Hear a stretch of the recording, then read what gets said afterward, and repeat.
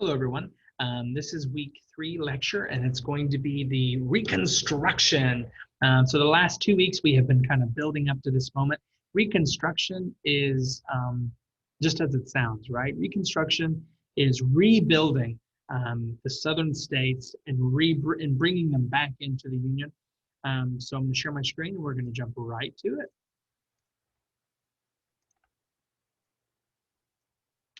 Reconstruction goes from 1865 to 1876. It goes through the administrations of President Andrew Johnson and President Ulysses S. Grant, who was a general in the Civil War and wins the election and serves 8 years as president. So anyway, it ends. We'll discuss the ending of Reconstruction next week. But Reconstruction ends because, well, it's called the Compromise of 1876, and it has to do with the presidential election of Rutherford B. Hayes, and we'll get into that next week. So some of the key questions that we're going to answer during this lecture is, how do we bring the South back into the Union? How do we rebuild the South after the destruction during the Civil War? How do we integrate and protect newly emancipated Black freedmen? And then what branch of government should control the process of Reconstruction? So the two branches that mainly fight, obviously, are the executive branch, so the president, and Congress. They fight over who should actually be in charge of Reconstruction. So wartime Reconstruction. So President Lincoln's plan, this is called the 10% plan. This is before his death in April of 1865. But he has a plan that goes into effect during the war. So like Tennessee joins this plan. It's a proclamation of amnesty and Reconstruction on December 8th, 1863. So right in the middle of the height of the Civil War. It's to replace majority rule with loyal rule in the South. He didn't consult Congress regarding Reconstruction, and it was to pardon all but the highest ranking military and civilian Confederate officers. When 10% of the voting population in the 1860 election had taken an oath of loyalty and established a government within those states, and that's mainly Tennessee. So this was Lincoln's plan. So Lincoln governments were formed in Louisiana, Tennessee, and Arkansas in the year of 1864. They had loyal assemblies, and they were weak and dependent on the Northern Army for their survival and protection. The Wade-Davis Bill in 1864 is the congressional first attempt at taking over Reconstruction. They required 50% of the number of 1860 voters to take an ironclad oath of allegiance to the United States, swearing that they had never voluntarily aided the rebellion. This is by Senator Benjamin Wade of Ohio and Congressman Henry W. Davis of Maryland. And they required a state constitutional convention before the election of state officials. So the states, so like Mississippi, Alabama, Georgia, Louisiana, Florida, North Carolina, South Carolina, Arkansas, all these states would have to have a new convention and establish a new state constitution for their state. And it enacted specific safeguards of freedmen's liberties. So this bill was an ironclad oath. State suicide theory, which was from Massachusetts Senator Charles Sumner, and conquered provinces, which is a position from Pennsylvania Congressman Thaddeus Stevens. And then we have Lincoln and the Wade-Davis bill, and they kind of go to war over this. Lincoln does not want this, but the congressional leadership does. So this is a political cartoon of President Jeff Davis of the Confederacy in prison. This was circulated all throughout the country. So the 13th Amendment is ratified in December of 1865. If you ever watched the movie Lincoln, I highly recommend it. It shows President Lincoln really fighting to get this amendment passed. Anyway, so neither slavery nor involuntary servitude, except as punishment for a crime whereof the parties shall have been duly convicted by a jury of their peers, shall exist within the United States or any other place subject to their jurisdiction. So this is the abolishment of slavery indefinitely in the United States. Congress shall have the power to enforce this article by appropriate legislation. So the Freedmen's Bureau is established in 1865, the Bureau of Refugees, Freedmen, and Abandoned Lands. Many former Northern abolitionists risked their lives to help Southern freedmen. These are called carpetbaggers by white Southern Democrats. So carpetbaggers Just a simplified definition are people that come from the north and they move into the south and they take land and they take over. And these are called the carpetbaggers by white Southern Democrats. This is a school established by the Freedmen's Bureau of the United States in 1865 to educate Black people, to have an institutionalized Black school for Black people. And then we have presidential reconstruction. So President Andrew Johnson was a Jacksonian Democrat from before the Civil War. He was anti-aristocrat. He was a white supremacist. And he agreed with Lincoln that states had never legally left the Union. I forgot to say this. So Johnson becomes president. He was the vice president under Abraham Lincoln, elected in 1864. And when Lincoln is assassinated, Johnson becomes president. He offered amnesty upon simple oath to all except Confederate civil and military officers and those with property over 20,000. They could apply directly to Johnson themselves. In the new constitutions, they must accept minimum conditions, repudiating slavery, succession, and states' debts. So this is his plan, right? Named provisional governors in Confederate states and called them to oversee elections for constitutional conventions. Some of the effects is the disenfranchisement of certain leading Confederates.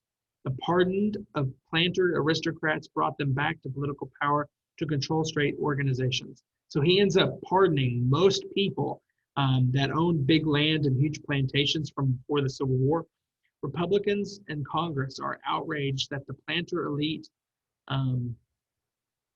were back in power in the South. So this is the growing Northern alarm. Many Southern state constitutions fell short of the minimum requirements.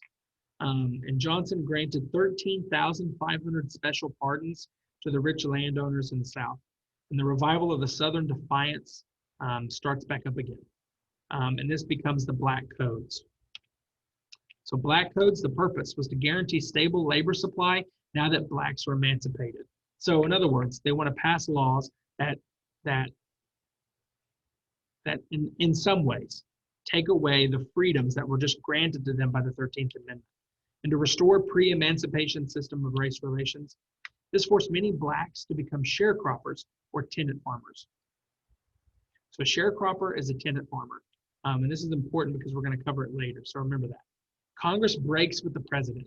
So Congress bars Southern congressional delegates from entering Congress, and a joint committee on Reconstruction is created.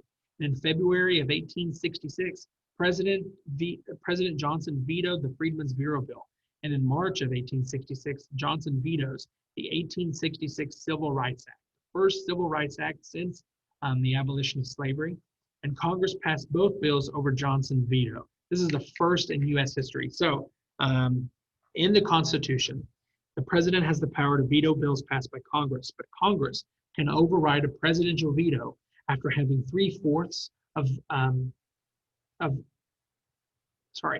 after having 3/4 to override it.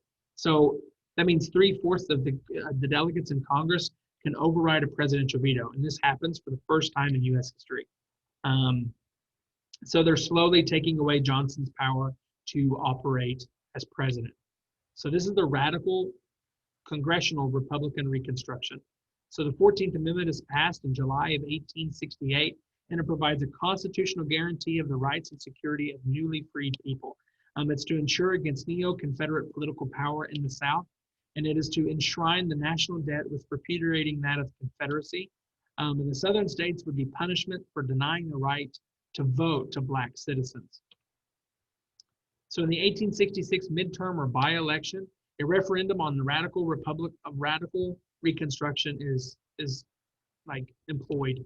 Johnson made an ill-conceived propaganda tour around the country to push for his plan over the radical Republican. This was called the Johnson Swing Around the Circle. He literally just got on a train and went around the northern part of the country trying to get his people elected over the radical Republicans. The Republicans won a 3-to-1 majority in both houses and gained control of every northern state. Johnson lost terribly. So the radical plan for readmission to the Union. So this has to do with when states are ready to come back into the Union. So civil authorities in the territories were subject to military supervision. It required new state constitutions, including black suffrage and ratification of the 13th and 14th Amendment within those states.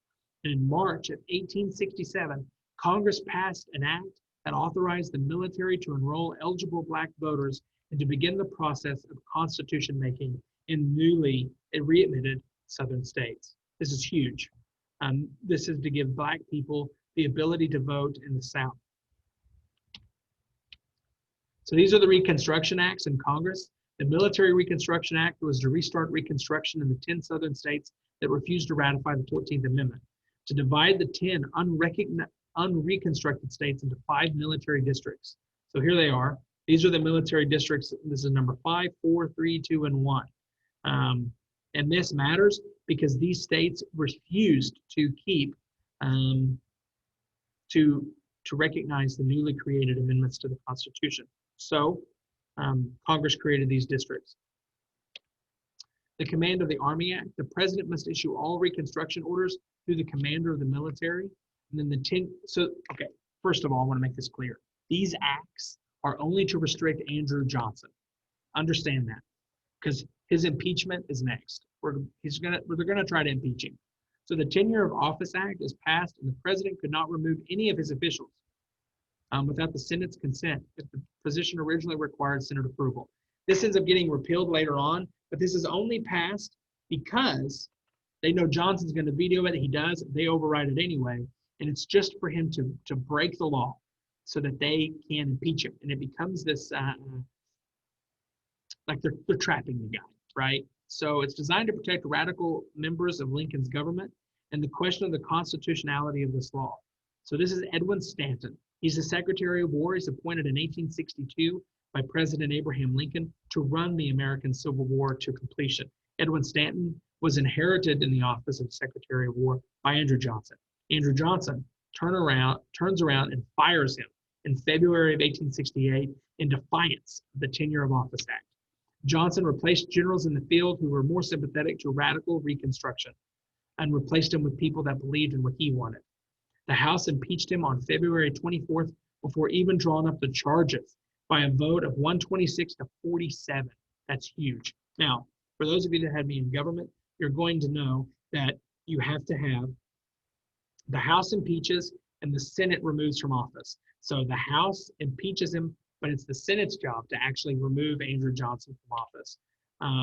And that does not happen.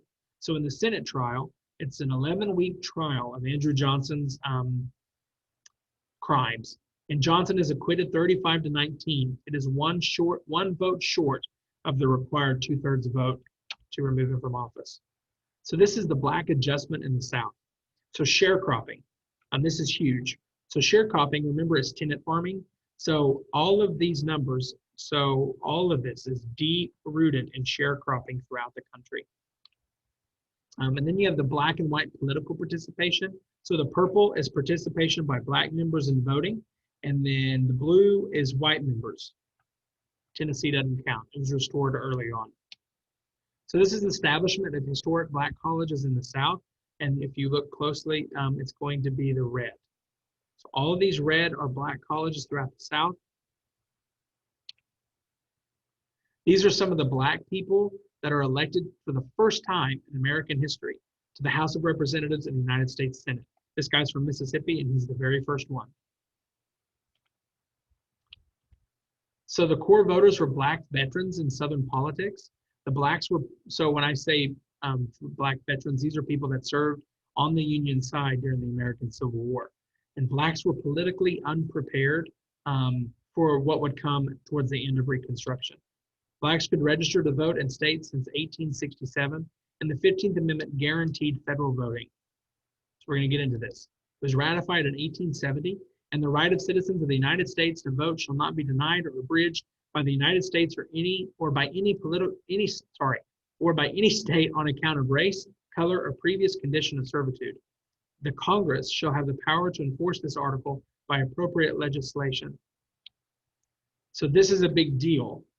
This is in 1870, but women's rights groups are extremely furious because this does not give them the right to vote. This only guarantees the right to vote for all men in the country. That does not happen until the 1920s. Women did not get the right to vote until 1920. Okay. This is the first Civil Rights Act in the history of the country. And it's a crime for any individual to deny full and equal use of public conveyances and public spaces. And it prohibits discrimination in a jury selection. Shortcoming is it lacked a strong enforcement mechanism. And there's no new Civil Rights Act for 90 years. So until the 1960s with Martin Luther King and the fight for civil rights and the Civil Rights Movement. And we'll get there in the future, but this is the only Civil Rights Act that's passed until then. So the Grant administration. President Ulysses S. Grant is elected in 1868. He leaves office in 1876. So he's elected president, and his vice president is Schuyler Colfax. This is the election. He wins in a pretty, basically he wins in a landslide. Okay. This is Grant and his family. This is Grant as he's writing his memoirs in his old age, and these are the memoirs that he publishes right before he passes away from cancer. So the Grant administration is extremely scandalous, right? It's riddled with scandals. Grant presided over an era of unprecedented growth and corruption. So we have a great economic growth. We have Reconstruction happening in the South, and then we have a huge amount of corruption within the government. So we have the Credit Mobilier scandal, whiskey ring, the Indian ring, and then in the 1872 presidential election, Grant still wins by a landslide. But as you can see down here, a lot of these states are starting to turn to a different color. So blue's Republican in this. All these other colors are Democrat. And it's important to note because,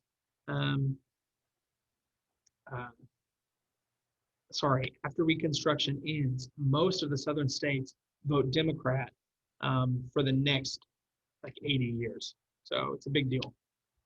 And this is the end of our lecture for this week.